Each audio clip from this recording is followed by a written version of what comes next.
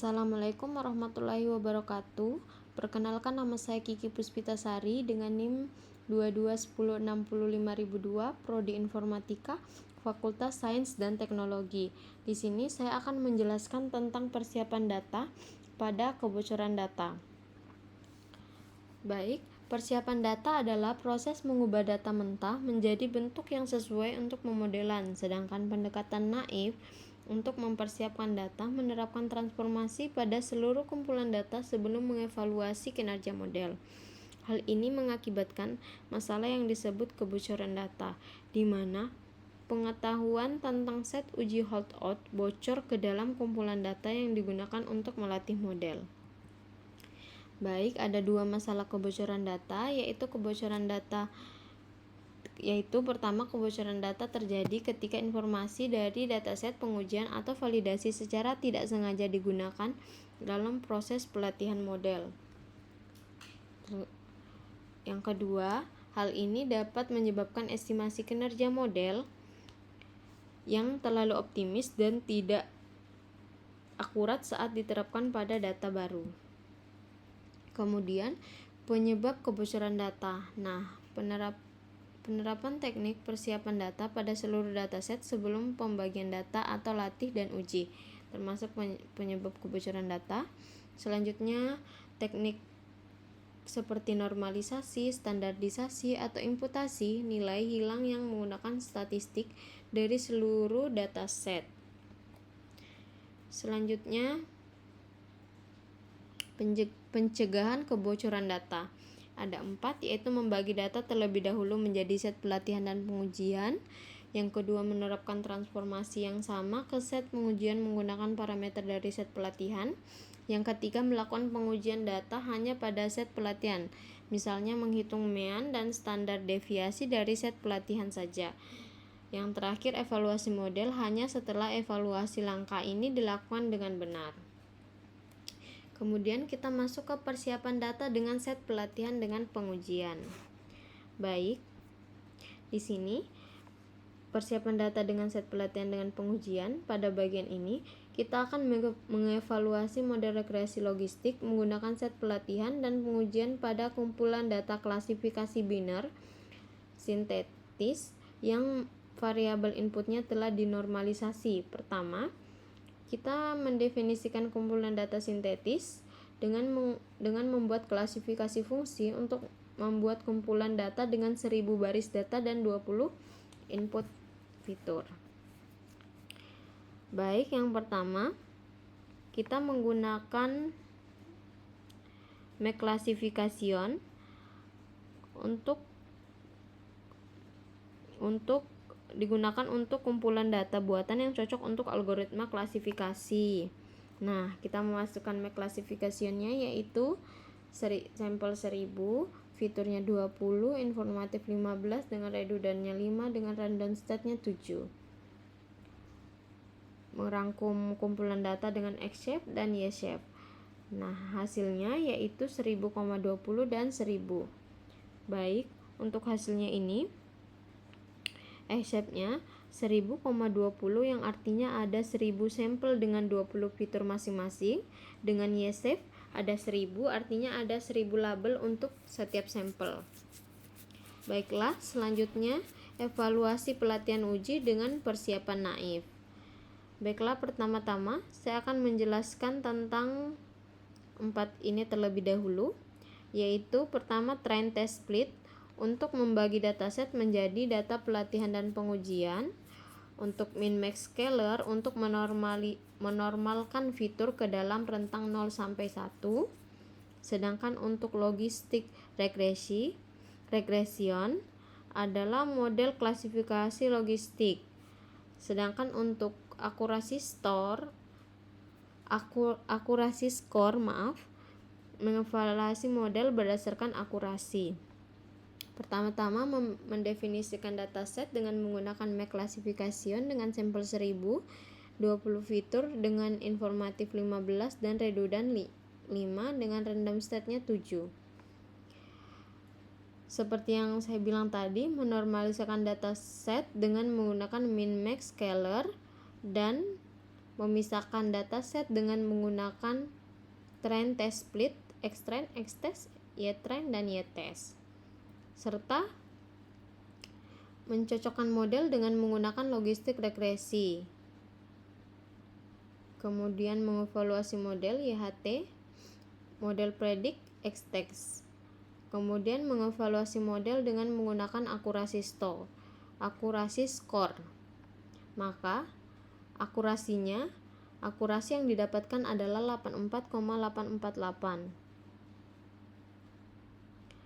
Hasil spesifik ini mungkin bisa berbeda-beda karena stokastik, algoritma pembelajaran, prosedur evaluasi, atau perbedaan dalam presisi numerik. Baik, dalam kasus ini kita dapat melihat bahwa estimasi untuk model tersebut sekitar 84,848%.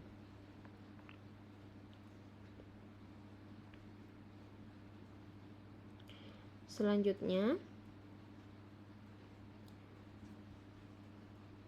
persiapan data dengan K-fold cross validasi.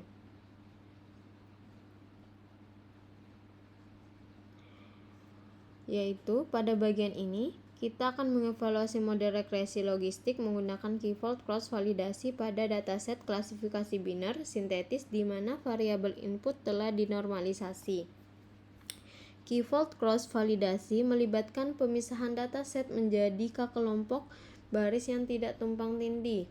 Model kemudian dilatih pada semua kelompok kecuali satu kelompok dan membentuk dataset pelatihan dan kemudian dievaluasi pada lipatan yang ditahan. Proses ini diulang sehingga setiap fold diberi kesempatan untuk digunakan sebagai set uji coba. Dan akhirnya, kinerja rata-rata di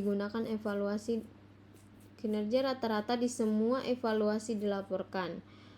Prosedur validasi silang secara umum memberikan estimasi yang lebih dapat diandalkan untuk model K-fold performa dibanding dengan train test split. Meskipun secara komputasi lebih mahal karena harus melakukan fitting dan evaluasi model secara berulang-ulang. Baik, pertama-tama mari kita masuk ke persiapan data naif dengan K-fold cross validasi. Ada make klarifikasi, train test split, min max scaler. Make klarifikasi, train test split yaitu membagi dataset, min max scaler menormalisasikan. Untuk make klasifikasi membuat dataset sintetis. Untuk logistik model klasifikasi, dan untuk akurasinya mengevaluasi model berdasarkan akurasi. Pertama, mendefinisikan dataset dengan menggunakan make klasifikasi. Dengan 1000 fitur, dengan 1000 sampel, 20 fitur, 15 informatif, dan 5 redundant dengan random state-nya 7.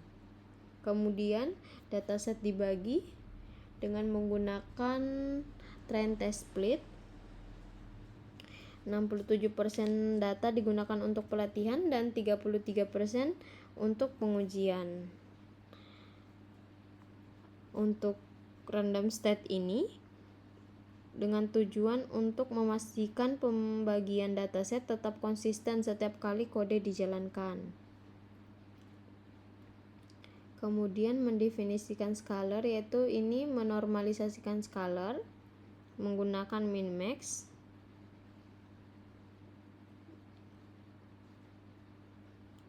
Selanjutnya, menskalakan dataset pelatihan dengan X-train. Nah, di sini menentukan rentang minimum maksimum hanya dari data pelatihan. Selanjutnya, yang di sini menggunakan skala untuk menormalkan data pelatihan. Untuk pertama, rentang maksimum dan minimum data pelatihan. Untuk yang kedua, yang ini untuk X-text, untuk X-train itu untuk rentang maksimum dan minimum. Untuk X-text itu untuk skala menormalkan data pelatihan. Selanjutnya, untuk skala transformnya itu menerapkan skala yang sama ke data pengujian. Jadi, ini untuk scalar fit extrain itu untuk menentukan data maksimum dan minimumnya. Selanjutnya untuk data transfer extrain ini untuk menggunakan skala menormalkan data pelatihan. Dan selanjutnya transport text ini untuk menerapkan skala yang sama ke data pengujian, mencocokkan model dengan menggunakan logistik regresi dan mengevaluasi model, serta mengevaluasi prediksi dengan menggunakan akurasi skor. Dan hasilnya 85,152. Dalam kasus ini dapat kita melihat bahwa model tersebut mencapai akurasi perkiraan sekitar 85,152%, yang kita ketahui tidak benar mengingat kebocoran data yang diperbolehkan melalui prosedur persiapan data. Baik, selanjutnya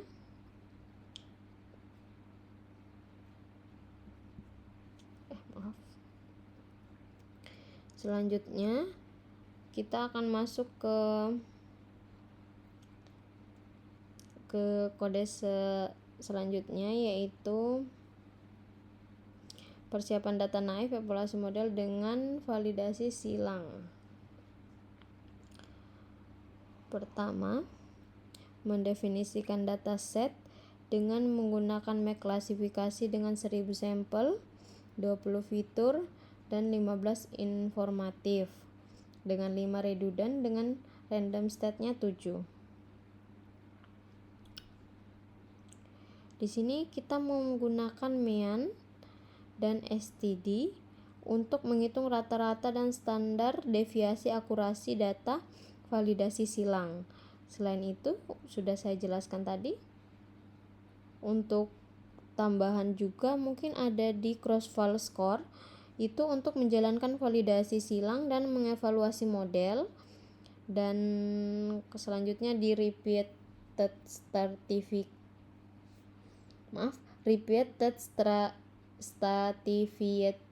fault ini mungkin untuk teknik validasi silang yang berulang agar hasilnya lebih stabil. Nah, mendefinisikan dataset dengan menggunakan map klasifikasi, menstandarkan dataset dengan menggunakan min-max scalar, kemudian mendefinisikan model menggunakan logistik regresi, kemudian mendefinisikan prosedur evaluasi dengan menggunakan repeated dengan menggunakan ini, dan mengevaluasi dengan menggunakan cross-val score, serta melaporkan kinerja menggunakan akurasi skor dengan menggabungkan mean dan STD tadi, karena kita akan menentukan rata-rata dan standar deviasi akurasi. Maka akurasi yang didapatkan adalah 85,300 atau 3513. Dalam kasus ini dapat melihat bahwa model tersebut mencapai akurasi perkiraan sekitar 85.300%, yang kita ketahui tidak benar mengingat kebocoran data yang diperoleh untuk prosedur persiapan data.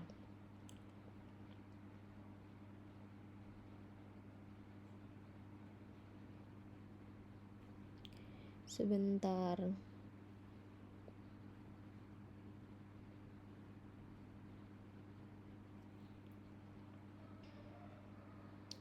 Nah, selanjutnya kita masuk ke